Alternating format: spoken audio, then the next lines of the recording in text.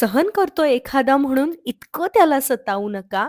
चांगल्यातही वाईट पाहताना समोरच्यालाही आनंदी राहायचा हक्क आहे, हे विसरू नका. असं त्याने केलं म्हणून कोणी सांगितलं तर तसं झालेलं नसतं. दिसतं तसं नसतं म्हणून जग फसतं, हे विसरून जाऊ नका.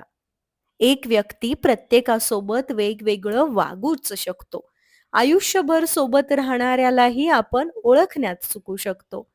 खाली मान घालून कष्ट करणाऱ्याला कधी इतकंही सतावू नका. मन उडालं एखाद्या नात्यावरून त्याचं, की मग तक्रार करू नका.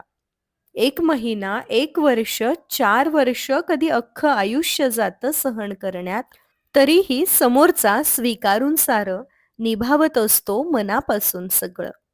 त्याचा अंत पाहू नका, मीच किती केलं आणि तूच कसा वाईट, असं म्हणून सतत सहानुभूती मिळवू नका.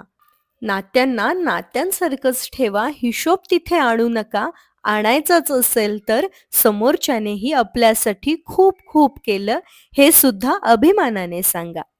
समोरच्याला कर्माचे धडे देताना आपली सुद्धा कर्म एकदा तपासून बघा. वयाने मोठे बरेच असतात. मनाने मोठे होण्याचा प्रयत्न करा.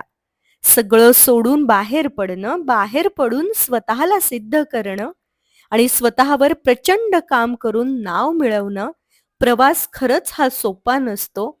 आपलंच रडगाणं नेहमी गाण्यापेक्षा इतरांनाही प्रोत्साहन द्या.